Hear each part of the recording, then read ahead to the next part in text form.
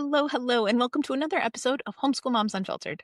I'm your host, Amanda, and my amazing co-host is... Hello, I'm Meagan. Hey. All right, so we are your source for messy, imperfect homeschool advice and community. And I mean, don't get us wrong, the advice is solid. It's good if we do say so ourselves. But we are never going to pretend to be perfect, like the fact that we already recorded this episode, except we didn't actually record it. So, there we are. Second time's a charm, hopefully. One of us, who shall remain nameless, might have forgotten to hit the record button. So, look, we've all flopped and had to course correct or, try again with it actually recording. It's okay. We are never going to pretend to be perfect moms, homeschoolers, podcasters, or humans. Yeah, I'm like, we've only done this like a couple hundred times. Hit the record button. I'm telling you. So you can show up and be your authentic self here too. When you're in the Homeschool Moms Unfiltered universe, there's no judgment. Neither one of us has the extra energy to create some sort of perfect homeschool parent persona. I definitely don't. This week has kicked my ass, and that is evident by the fact that I forgot to hit the record button. So I definitely have no extra energy to fake it, and I'm not embarrassed to say it. Yeah, right? I mean, look, in general, December is often a rough month. I struggle so bad with the end of really the middle of November through the end of December. There's so much extra stuff that we have to just do and handle and take care of. And I feel like this year is maybe even extra exhausting because the world just feels more chaotic and more mean. And I don't know, just more of like everything mostly not good. And I don't know, maybe it has felt this way before, but it is the worst that it's ever felt in my lifetime that I can actually remember. And I mean, I think most of us knew that Project 2025 was the plan, even when he swore he'd never heard of it. But that does not change the fact that it is being implemented at a terrifying speed. In the simplest of terms, it's a really hard time to be an adult and then add in parenting and then on top of that, homeschooling. And yeah, like it's a freaking hard time right now. Yeah, I mean, it's December. I feel like he's been president this term for like 9 years. Like I can't. It's like, oh my gosh, right? And the political implications are heavy, but the human impact, I think, is the part the most exhausting. Yeah. Is seeing these devastating videos online and stuff like I can't, right? And I have teenagers, so they're following the news, they're on X, they're on Instagram, they're on whatever, they're seeing stuff, right? And so then they're monitoring elections, they're following Supreme Court decisions. And so every day we're having these really heavy conversations about what that means for other people, what it means for us, what it means for the future. And so it's exhausting continuously having those big conversations like that. Yeah, no, it is. I will say that that ties in perfectly with today's episode. So if you're listening at the time that this comes out, we are recording and airing this in December of 2025. And we are talking about burnout. December feels like the perfect time to talk about burnout and how you deal with it and offering reassurance, possibly some tips. And let's be real, I'm going to commiserate the shit out of this episode. That said, even if you're not feeling the burnout right now, I mean, good for you. That's awesome. But you should also totally stay tuned because someday in the future, you are going to be feeling spread too thin, or you are absolutely screwing up this whole homeschool thing. And hopefully when that happens, because realistically, it's going to happen at some point, hopefully this discussion kind of like floats back in or niggles in your consciousness. And you can be like, oh yeah, I know I listened to an episode about that. Let me go back and listen to it again. And hopefully this will be helpful for anyone who's listening.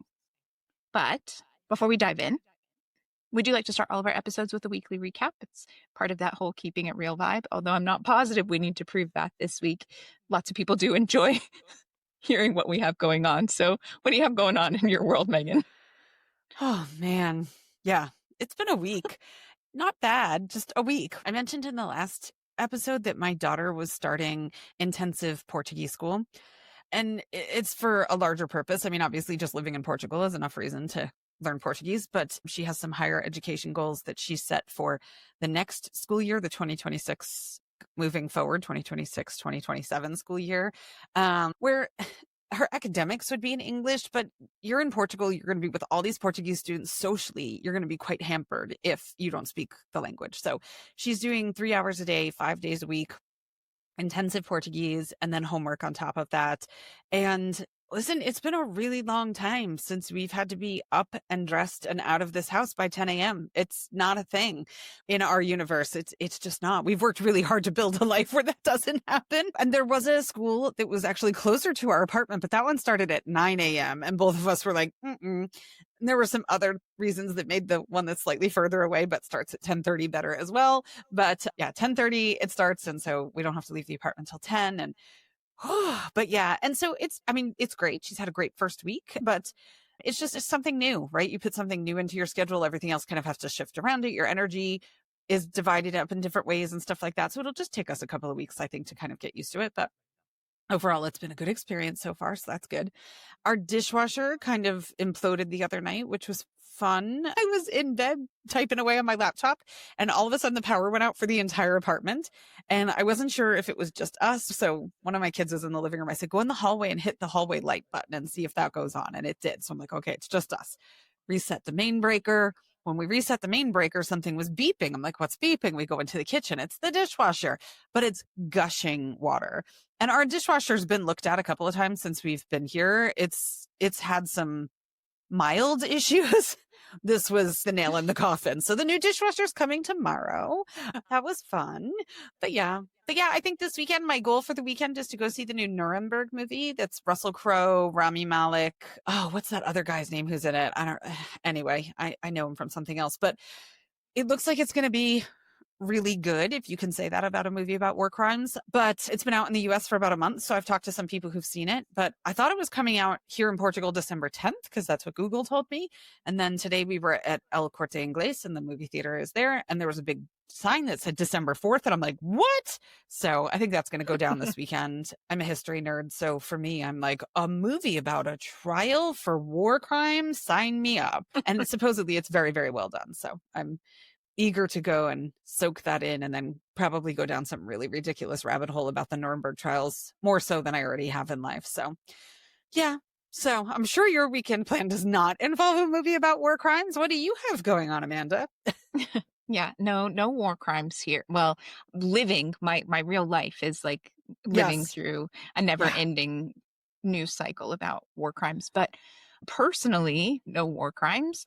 I still have this stupid cough, and it's really bothering me. So that sucks. Like I said, I'm just failing. I have so many things that I need to do and take care of, and I don't know if they're all going to get done. So there's that. That's kind of weighing on me.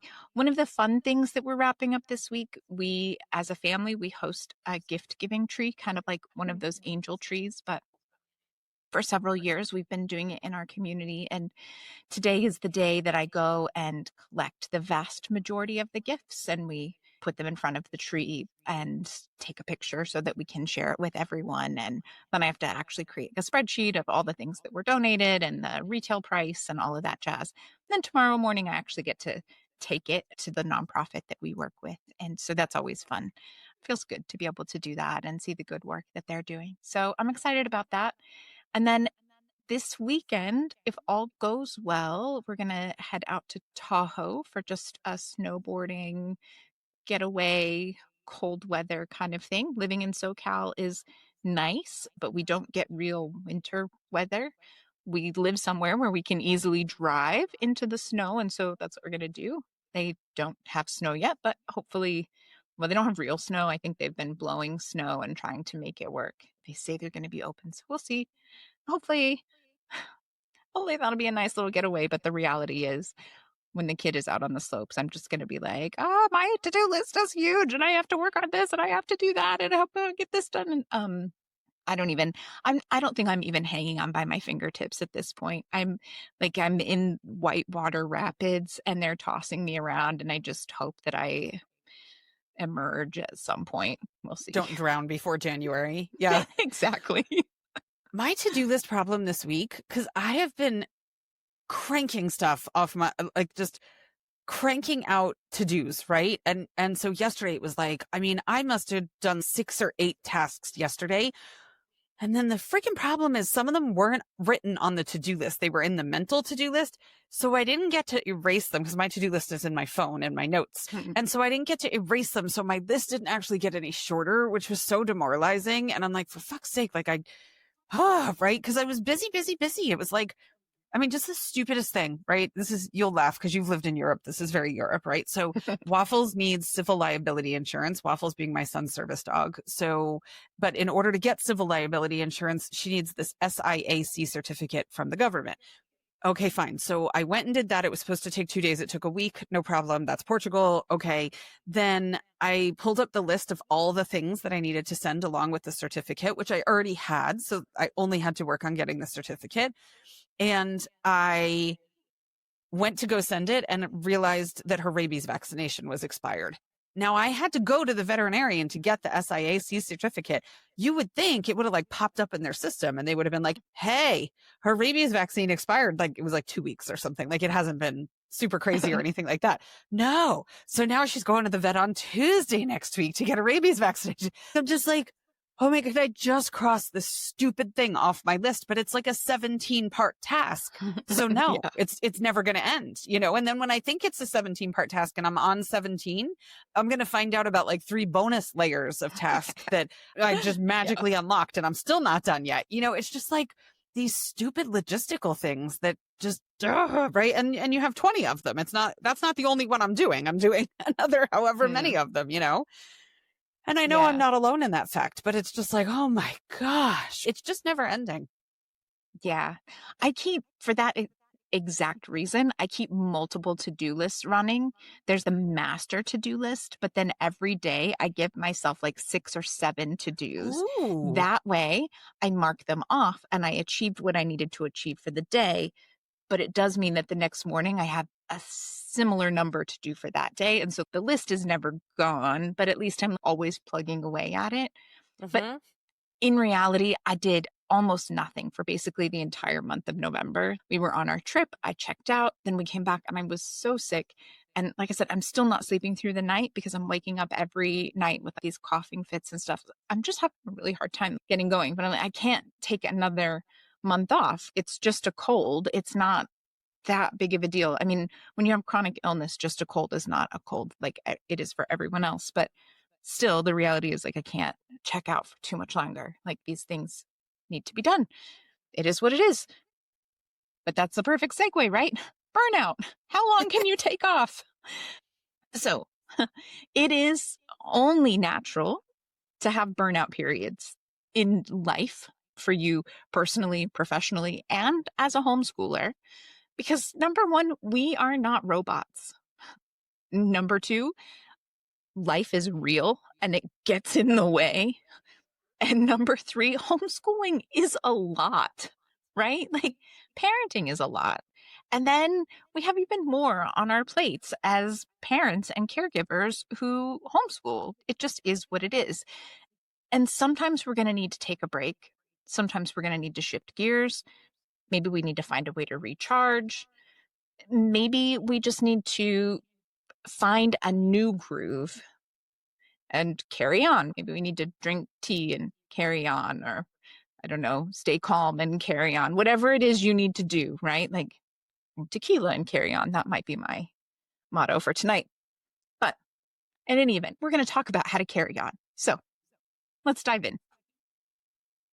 I think one of the first things that we have to address if we're going to talk about this is the fact that as homeschoolers, there is a ridiculous amount of pressure, both put on us by society and by ourselves. This is definitely partly self-imposed, that we have to run school flawlessly year round.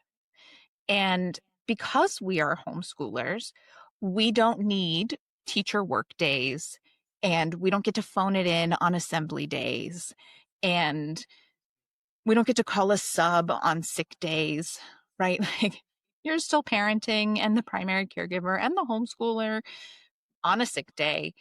Snow days are not really a thing because your kids are going to be home anyway. Like, you just don't get these kinds of breaks.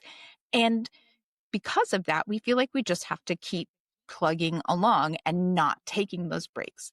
I know I definitely struggled with this myself in the earlier days in homeschooling. Now I personally make sure that I build in a week, sometimes two, literally every quarter, just for catching up. It'll have nothing else planned.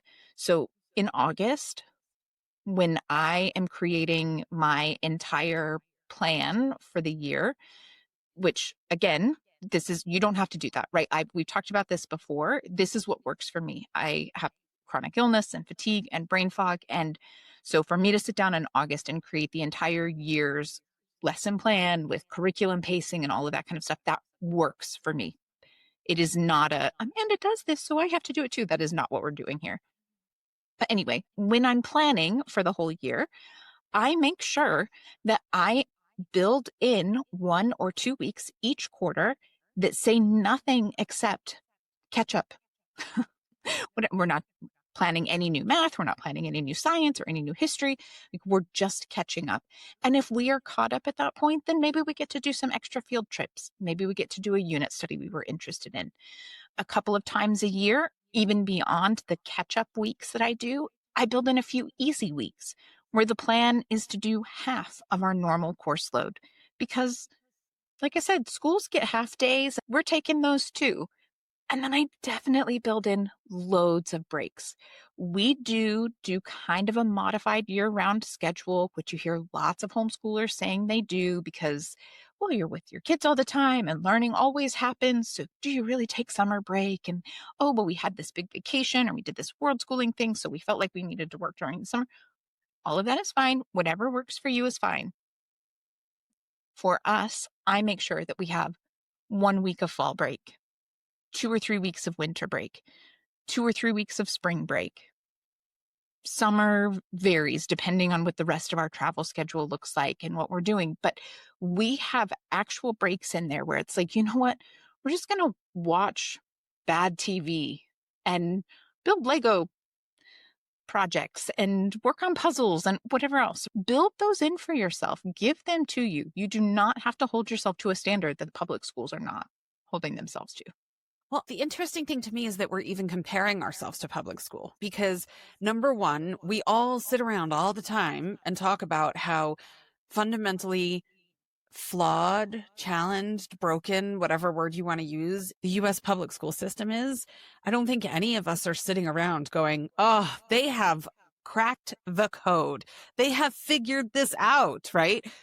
So no, they haven't. If you're homeschooling, most likely it's because that system doesn't meet your kids' needs. It's not what you want for your kids, etc. So why are we comparing ourselves to that system anyway? Because we've already said, hey, we've got this. We know that we can offer differentiated education. We know that no one knows our kids better than we do as parents or caregivers. So what they're doing should kind of be irrelevant.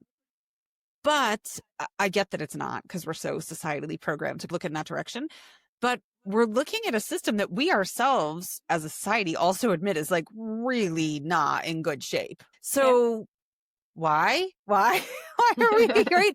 It's a hard habit to break, even though logically it doesn't really make any sense for us to be going like, oh, okay, well, are we doing as good of a job as they're doing? And it's like, how could you not in some cases? I mean, I had a session one time with somebody for coaching and they lived in Kentucky and it was like, oh, I'm just so afraid that I'm going to mess this up. And I literally pulled the rankings up of the states and screen shared with this parent was like, you think you can't do better than this for your kids? I mean, we're looking at all these different numbers that I had pulled up and all these different stats. And I'm like, you got this, right? You care about your kid more than anybody on this planet does. There's no way you could do a worse job than what's being offered down the street at your local school. you've got this. And that's not to say that the teachers at the local school down the street from her are not putting their heart and soul into trying to educate those kids, but they're working in a fundamentally flawed system. So there's just only so much they can do with what they have at their disposal. Yeah. And I mean, statistically, no matter heart and soul or not, like still 49th in this ranking and 50th in that. Like it's Yeah. brutal out there. So It's yeah. okay, right? Yep. So, I mean, the reality is homeschooling is not meant to be a nonstop grind. Really, almost nothing in life is meant to be a nonstop grind, but especially homeschooling. Rest is part of learning. Absolutely. I mean, think about it. If you're a fitnessy person, right? Are you ever going to achieve your fitness goals if you're not taking rest days? If you're doing 5,000 squats a day every single day, there's not enough protein and supplements in the world to repair your muscle in order to turn around and go back the next day and do another 5,000 squats. Rest has to be a part of that equation. And it's the same with kids and learning and you and delivering education and all of that good stuff. So, yeah. Yeah. No, absolutely. So burnout can happen at any time. And I don't want to downplay it. Generally as a person and in life, I feel overwhelmed in December. Every year in December, I'm like, I'm never going to survive December because I always overcommit to way too many things. But my burnout often happens outside of this time as far as homeschooling and that kind of stuff goes. So I don't want to downplay the fact that your burnout might come in the spring or the summer, whenever. But it is important to take a minute to address the fact that there is a specific type of burnout that often happens this time of year, and that early winter brain fog kind of stuff that comes up. Kids and their grown-ups are overstimulated, overcommitted, hello me, and off their regular routine this time of year. It just is what it is. And December burnout, it hits extra hard because you've got shorter days. This is the month, the shortest day of the year in the Northern Hemisphere anyway. You've got loads of different holidays that you're dealing with and thinking about and looking at. You've got social overload. There's so many events that you should try to get to, or plays that you want to go, or musicals that are a wonderful opportunity that you should really experience. It's like, how many more things can we put in the calendar that we didn't have in the calendar already? There's the invisible labor of just everything having to do with the holidays. Social media is full of things. They're like, I'm realizing now that the magic of the holidays from my childhood was actually just a really tired mom. And that might not be your case. Maybe it's a really tired dad, or maybe you share a partnership, but there's a ton of invisible labor that happens around the holidays and this time of year. Yeah, I was just having this conversation about the whole winter situation the other day with my mom, because my mom was like, I'm so cold because it's cooled down. I mean, this is Portugal. It's hardly winter, right? It's winter light, but still she was like, I'm so cold. And I said, okay, so get on the sofa and get cozy with a blanket and read a book. Take it as the season and just enjoy it. Enjoy cozy time. We also had a whole conversation about putting rugs down, and she was like, I don't want to put rugs down. And I was like, it'll warm up your space. And I'm like, have you put the heater on? No, because I'm afraid of the heating bill. And I'm like, okay, well, if you're cold, you have to do one of these things. Like, something has to give, but that's neither here nor there. But I was saying to her, like, I go, this is a cyclical part of life. This is what we're kind of meant to do. I mean, humans don't hibernate in the traditional sense, but I'm like, circadian rhythms change when it's darker earlier during the day. Your body produces more melatonin, which is like that great sleepy chemical. Then your serotonin levels drop because you're not getting as much sunlight. So it is an evolutionary adaptation. I mean, if you go back to hunter-gatherer times, hunter-gatherers would have conserved energy when it was cooler out, darker and colder in winter months, because they weren't out hunting and gathering quite as much and they didn't have as many resources. And so they needed to conserve energy. I'm like, we're the same. It's just that we've been thrust into this, your worth is tied to your productivity, hyper capitalism lifestyle where we feel like we have to go 100% all year long. And We don't. So it's not necessarily a sign that your homeschooling isn't working, that it was an idiotic decision that you chose to homeschool or that you've done this, right? It's not a great time to make decisions. I remember years and years and years ago, we had a death in the family that was very sudden, very unexpected, somebody who was young. And like the biggest piece of advice to his wife was, don't make any big decisions right now. Don't buy anything. Don't sell anything. Don't decide to move. Don't do any of these things right now. This is not the time to do it.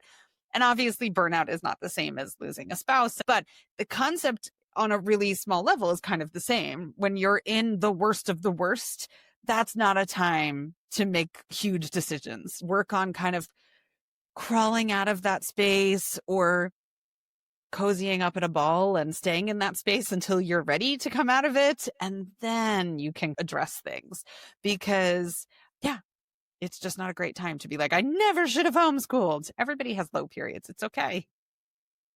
Yeah, no, for sure.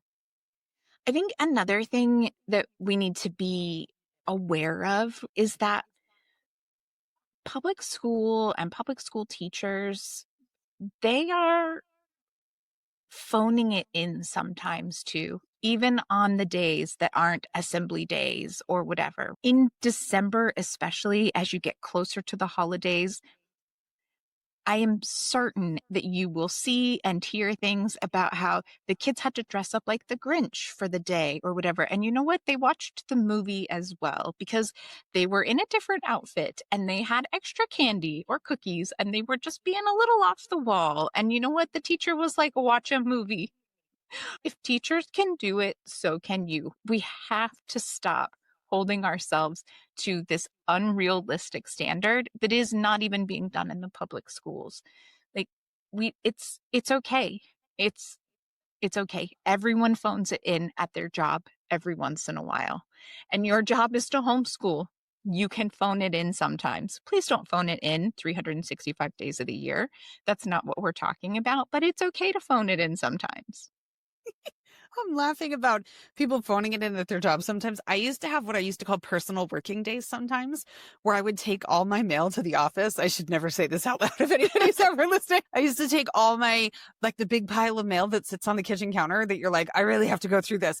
And it's like stupid stuff where, you know, you get a doctor's bill and it didn't go through the insurance right. And you have to call them and say, can you please rerun this through the insurance? And like, Mhm. it's not just an easy fix. It's every single one of those things is a phone call or this or that. And I would be like, oh, today's a personal working day. I have no meetings. And I would just sit and blow through that stuff. So yeah, people totally phone it in at work plenty of times. And I was not alone in doing that. There were plenty of other people doing that at this ginormous company that I worked for. So yeah, I mean, but really, even something like that, a personal working day, is modeling boundaries for our kids in a way. I mean, I am terrible at that. And I think part of that is just how we were raised. I don't know. Do you feel the same? I think as women of our age, there was this like push and push and push and push. Like you can't say no. I don't know that our moms had like the societal okay to say no sometimes too, right? That everything was just expected of them as well.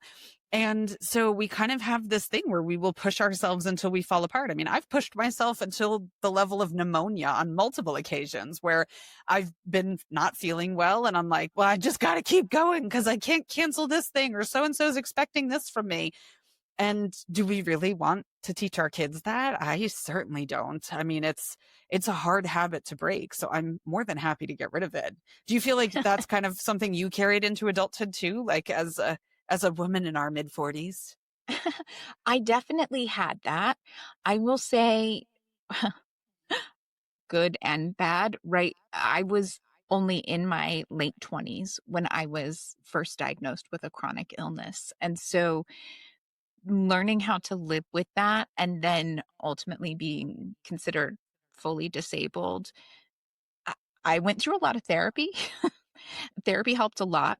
And so I am much better at letting go of this idea that I have to be producing and being productive. That said, I have a really hard time saying no. I was talking at the top of the episode. Like we just wrapped up a food drive. We're in the middle of wrapping up a gift giving tree drive that we did. I hosted an event last week. I have another event that I'm hosting for a community in a couple of weeks. And those are all things that are outside of my family. Like I'm making sure that my kiddo and my husband get to go snowboarding next week. And then in a couple of weeks, I'm hosting my parents here for holidays here. And like, there's like, I'm maybe not producing in the same way, but I should really say no more often. Yeah. When we do, it teaches our kids flexibility and self-regulation and realistic pacing and all of these things when we can just be like, no, I'm done and I need a break. Yeah. I suck at it. So I'm not lecturing you if you're like easy for her to say. No. I mean, yeah, it is easy for me to say, but it's not easy to do it or do. I'm not good it's not to say I'm good at actually doing it. Okay, so before we go any further on any of this, like we definitely have some suggestions and ideas and things like that. But it is important to make sure that, again, we really drive home this point that burnout does not mean that you have failed. Okay. No. Burnout is data, right? It gives you information. It's your chance to say, you know what, this isn't working. Let's see what maybe can change or should change. It's not a verdict. It's not the final stamp on your homeschooling journey. You aren't meant to run at 100% all year, every year, year after year. Hopefully, you are teaching your kiddo that no one is perfect, and you have to extend that same grace to you. 100%. I'm always saying you hear stuff like 110%. And I'm always like, you can't give 110%. It's not there's 100%. Like, but like, let's be realistic. And no one can give 100% all the time. If you ran your car at that, your car would be dead really fast. Don't do that to yourself. And then again, we have talked about this in so many different episodes. But at the end of the day, teaching from a place of burnout, a place of misery, a place of just, do I have to? It undermines learning. If your kids are not excited about it, if they don't want to do it, if you couldn't care less, but you're like, can we just freaking get this done? That's going to happen sometimes. But if that is where you're at day in and day out, you're not learning and retaining the way that you want to. And so, take a break. Breaks really do make your homeschool better, not worse. I mean, maybe I would advocate taking a real mental health day or personal health day, not just going into the office and doing your home mail. But when you work at a regular job, there are mental health days and personal days because sometimes you just need to not be in the office surrounded by those people. And it is much harder to do when you're a parent and you're homeschooling. If you have a day where you're like, I really need to be not around these people. It's hard to do, but you can at least take a break from homeschooling. Okay. Now, all of that said, I do think that one thing we also forget, especially in December, I feel like it's really challenging, but year round, it can be a struggle as well, is that burnout can often be offset by good community. And I know for me in December, we are busy with holiday gift exchanges and we have to go to this party and there's the cookie decorating party with this group of friends and there's this party with this group and there's the holiday festival at Petco Park and there's this symphony thing that's a holiday thing that we really want to get to, and so we're going to go with some friends. And while all of those things are fun and they're part of the holiday magic, they they aren't really feeding my soul or even my kiddo's soul the same way his regular play date with his friends helps, or the same way that my evening of wine and bitching instead of book club actually just helps me feel ready to tackle the next day, the next week, the next month.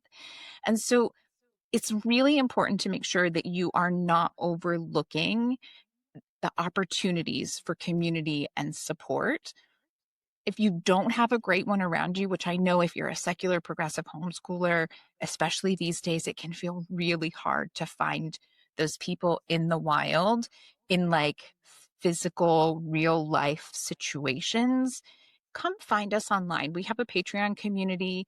There's chatting and discussions that way, and things that get posted in newsletters and stuff like that so you can connect. But for a really low fee, we have paid memberships that have actual Zoom calls where we talk and we connect. And it's not that expensive, but by having a small price associated with it, it keeps out all of the trolls so that we have a really nice, positive environment for people. You know what I'm talking about. If you're in Oof. any online groups, the trolls these days are out of hand. So yeah, come come join us. Find your people, make those connections. It really can make just such a big difference. Yeah. I mean, that's how Amanda and I met. We met in an online homeschool parent book club during the pandemic when everybody was hardcore, hunkered at home, seeing no one. And it was just the best thing on Sunday nights. There were about a dozen of us and we would all get together and we still are all connected. And it's just, those are our people because it became such a tight knit group, even virtually, that made a huge difference for us during the pandemic. I know it was, whew, thank goodness. The other really awesome thing about having solid community that knows you, that knows homeschooling, that gets what you're all about, that you're seeing on a consistent basis is they'll be honest with you, for better or for worse, right? Yeah. They'll be Which honest is with you. good, but also Yeah. a little like not so great, but still really important. Like, eek, right? Yeah. But thankfully, our community is a really kind community. So you'll get honesty in a kind way. Yeah. But you might need somebody who's with you often enough and hears you talking about your challenges and things like that to kind of go, hang on there, friend. This feels like perpetual burnout. This feels like perpetual salmon swimming upstream type of situation. Maybe it's time to take a couple of big steps backwards and reflect and see what might change. Maybe your curriculum's too rigid. Maybe your schedule's too ambitious. Maybe you've signed your kids up for way too many things. Maybe you're carrying a ridiculous amount of emotional load and we could see what you might be able to let go of or what you might be able to pass off, hopefully, to a parenting partner or another relative. Maybe your environment isn't neurodivergent friendly enough. I'm in so many groups for parents of ADHD kids and autistic kids on Facebook, and some of them are not homeschool specific. Most of them actually aren't. But then you'll get this slim percentage of homeschoolers who are in there who are just pulling their kids or trying to homeschool or struggling through homeschooling. And one of the most common things that new homeschoolers do is replicate school at home. That's whether you're homeschooling neurodivergent kids or not. It's super duper common. But especially with neurodivergent kids, if you're pulling them out of school because school was a train wreck and then you replicate that at home, it's not going to go well. So having an outside person sometimes who's walked a similar mile to be able to point that out and walk you through some of those things can be really huge. So supportive community, game changer. Yeah. Well, and I just want to point out too, you mentioned that maybe you've got your kids overcommitted. It might not have anything to do with your kiddos or even your homeschooling. You, as the grown up, might be overcommitted, trying to do too many things. I'm looking at myself here. And it might take stepping back and going, you know what, actually, there's nothing really wrong with our homeschooling. I'm overcommitted and I don't have the patience to be able to show up for the homeschooling portion or to be able to show Right. up for my kiddos in the way that I want. And this is on me. I need to do something there. And yeah, you might need to still take a break from homeschooling while you recalibrate and figure out what that looks like. But it's important to remember that just because homeschooling is where it's going off the rails, it doesn't necessarily mean that the issue is with the homeschooling. Mhm. It's the same with parenting, right? If you're having problems with parenting, sometimes it is something that you need to do or need to address, but a lot of times it's something else that is causing your time together with your kiddos to go off of the rails. It's the same kind of thing. So we're going to share a few different ideas of things that are really doable mini reset strategies. Some of these might work for you. None of them might work for you. One or two might be like, I could take that and tweak it and make it work in our Yeah. home. This is just to get you thinking about things. So, one thing you could try is to move the lessons to the couch for the week. If you have to be at your desk or you have to be at the table, maybe relax that, move to the couch. You could try switching. Last year, I definitely talked about how for the month of December, we took off from all of our regular coursework and we did December school. So maybe for you, it's crafts, books, and baking. For us, we just did all interest-led unit studies that were self-directed by the kiddo, and he got to study all of the things he was interested in. And we didn't worry about whether or not we were getting our math done, and we didn't worry about whether or not we were staying on pace for history or whatever else. He didn't have any writing assignments. He just got to study things he was interested in. For some people, they might switch to a 2-week block schedule instead of trying to fit everything in every day.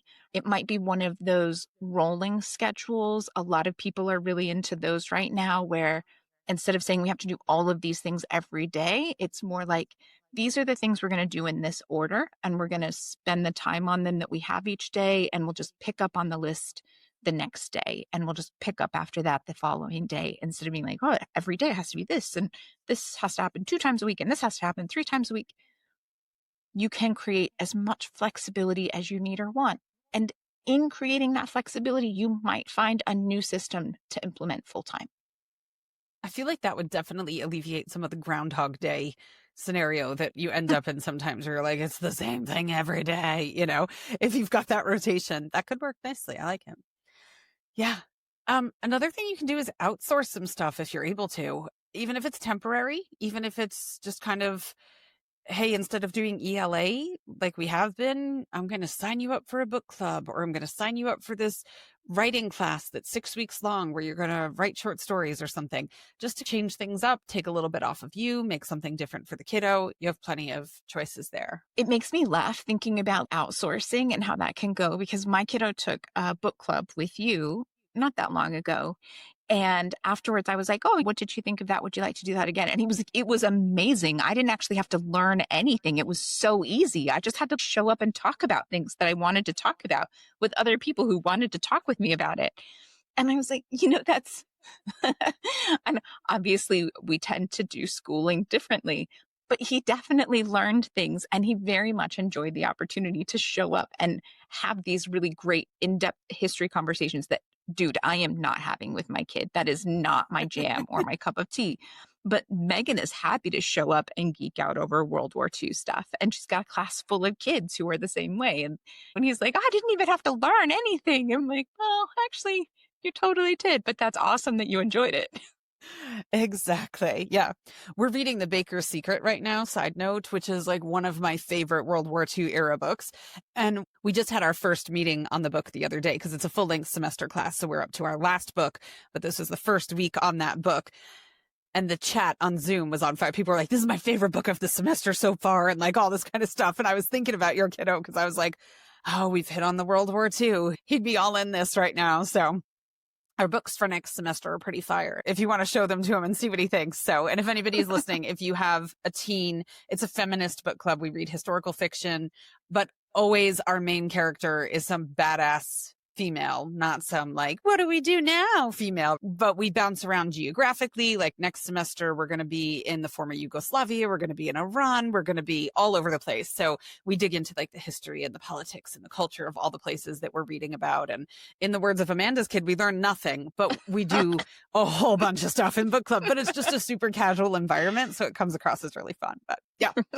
Anyway, so yeah, send your kids to me. We'll have fun and they won't even know they're learning, right? Yeah, exactly. Yeah. So yeah, but I mean, there's all that stuff. You can take a break, take a week off. It's okay. And then slowly transition back into your schedule once you're feeling a little bit more, right? You've got some options there. So a quick way you can kind of diagnose your burnout is ask yourself some questions. Am I exhausted or under supported? Are my expectations misaligned with this season of my life or my children's development? I can't tell you how many posts that I see where people are like, I have a 3-week-old and I feel like I'm not doing a great job at homeschooling my 5-year-old. And I'm like, first of all, your 5-year-old doesn't need to be homeschooled formally. Second of all, you have a 3-week-old. This is a time for your family to regroup and for you to rest and heal and recover, and for your other child or children to acclimate to having this new family member and all, like, oh my gosh. So that would not be appropriate expectations for that season of life. And it's okay for you to be like, yeah, that's not what we're doing here. Yeah, no, for real. I mean, the other thing too is, assuming that you're not fresh out of labor and delivery, you might just ask yourself, what would feel lighter for the next 2 to 3 weeks? Again, this is that thing of really thinking about, is it the homeschooling that's a problem, or is it something else in our life that's the problem? And what would just make it feel lighter and easier for a couple of weeks? You might say, what am I doing because I should, not because it actually serves us? Another question to ask yourself is, are there things I can change immediately to help? And if your answer is no, actually, like right now, in this moment, there's nothing that I can really change immediately to help, and I feel really awful about it. The next question is, if I can't change them immediately, what boundaries can I put in place right now? And what plans can I set in motion to make the changes that we need? Because if you have a plan for doing something, it will make it more manageable. I talked a season or two ago in the podcast about how I, I agreed to do this podcast. I did not think it was going to go anywhere. I really thought we were going to have like 70 listeners. And after 3 or 4 months, we'd be like, well, that was a fun lark. And we'd shut it down and that'd be the end of it. That's not what happened. And it's really taken off and taken over my life. But at the time, I was still board president for a large HOA. We were managing a multi-million-dollar budget, and I was really freaking busy with it. And I just was really struggling to manage it. But I did feel really bad about the idea of just walking away from it. My term was coming to an end. And so I was like, okay, I'm not going to run again. When my term ends, I'm done. And I started putting things in motion and putting things in place so that I could for sure roll off of the board when my term ended. And then for legal reasons and all kinds of things, my term just kept getting extended. You're like, oh my God, when is this going to end? But knowing that everyone around me knew, right, that my commitment to this is ending at this date, even at this point. The date might be flexing and it might be moving for various reasons, but like this point, when this contract needs to be renewed, I'm not here anymore. It made it so much easier to hold on. And so sometimes you can't change something immediately, but you can make the plans and start laying the groundwork so that it goes a bit smoother. Yeah. I love the fact that you thought we were going to go nowhere, which is a very viable thought since neither one of us know anything about podcasting. And now it's December and we're getting tagged in Spotify Wrapped stuff. And I'm like, all right, okay, this is totally not what we thought was going to happen. I mean, we're not complaining, but it was just like, I mean, we literally took a class on Skillshare, like how to start a podcast. Here we are. Yeah. So I'm like, is it free? Because I really don't want to invest very much time or money in it, but okay. Like, surprise. Thousands and thousands of downloads. We're like, oh, okay. So, yeah. Yep. All true, what Amanda said. The other thing, too, we just did an episode not that long ago called What Counts as School, where we talked about really making sure that you're giving yourself and your kids credit for the learning that's happening that isn't in a workbook, that isn't at a table, that isn't on a computer, and really doing that. So this is a time, if you haven't listened to that one, go back and listen to it, because this is a time to know that when you're in burnout, it's okay to kick off some big project. I mean, we just launched our women's history unit study. And one of the things is to create a museum of women's history, to pick 3 to 5 events in women's history and create little museum displays for a women's history museum. Take the month off and let them do that. Do you know how much they're going to learn from doing that activity? And it's okay. That's school. That's learning. It's totally okay. Even seasonal things. This is a great time of year for cooking and baking and gift giving and charity work and all kinds of stuff. So you've got all of that. People are going to be coming into town maybe to visit, and you're going to be doing puzzles and board games and crafts. We just did an episode about specifically what kids learn from board games and gaming.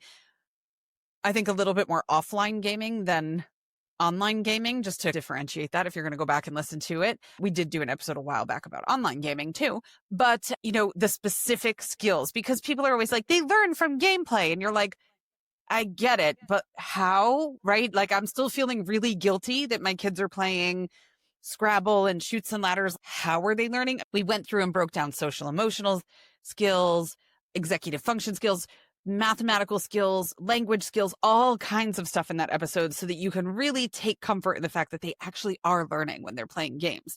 So it's okay if learning looks a little bit different when you're in a burnout phase. Absolutely. And now, look, if you've listened to us before, you know I'm the aggressive academic homeschooler here. And I'm going to be honest, none of these things really count or cover our regular academics, but they do count as a sort of elective in our home.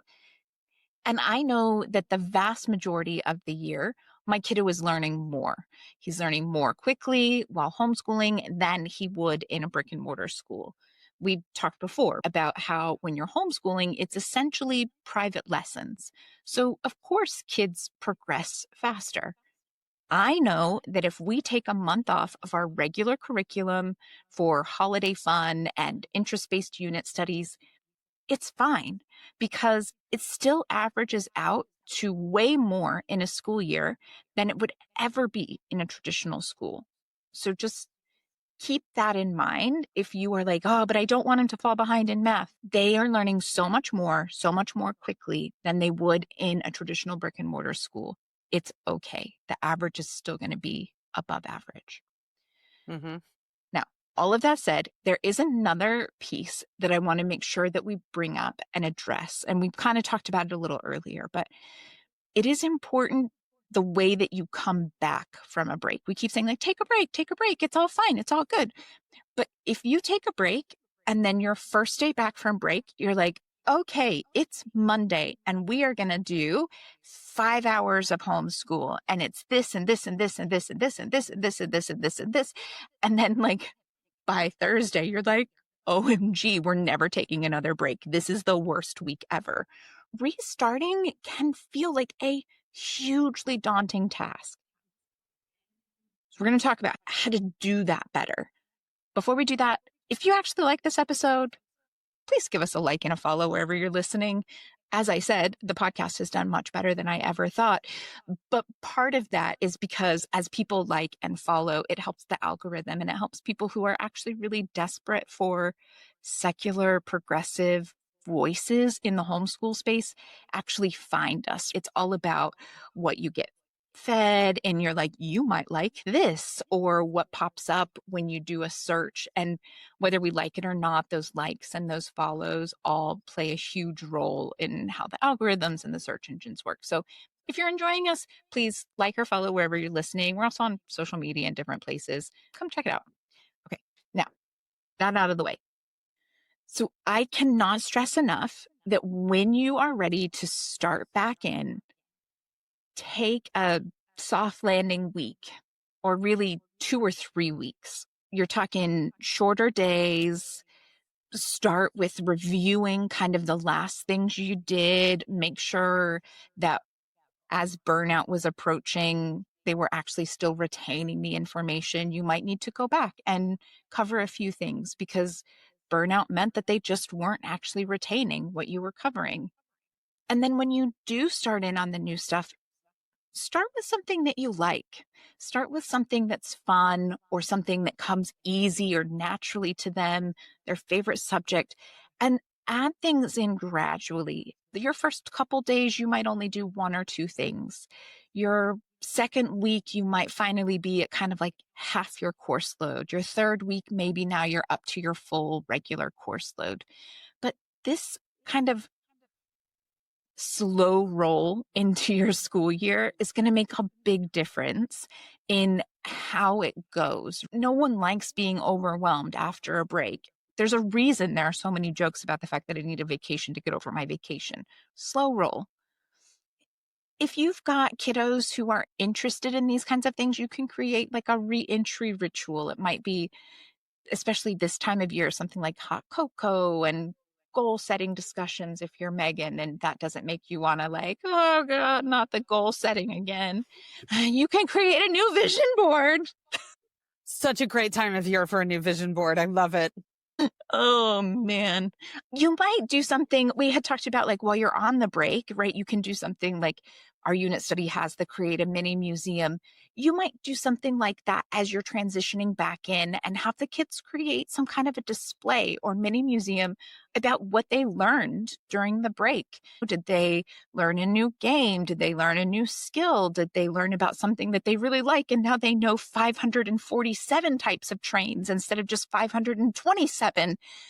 Whatever it is, they can share that as a way of, okay, now we're getting back into the swing of things. We're getting back into our normal rhythm. Mm-hmm. I mean, we were talking about to-do lists earlier. Hello, when you have a to-do list, almost everybody picks the easiest thing off the to-do list to start with. It's like, oh, that'll be an easy one. I can crank that out really fast. They're just little versions of us. I mean, they want to start out with the easy thing too and not be hit with a brick wall on their first attempt back. So yeah, yeah, I'm going to do thing. this task that I definitely won't be able to get finished because that will really motivate me for tomorrow. Yeah, exactly. Can't wait. Right? Yeah.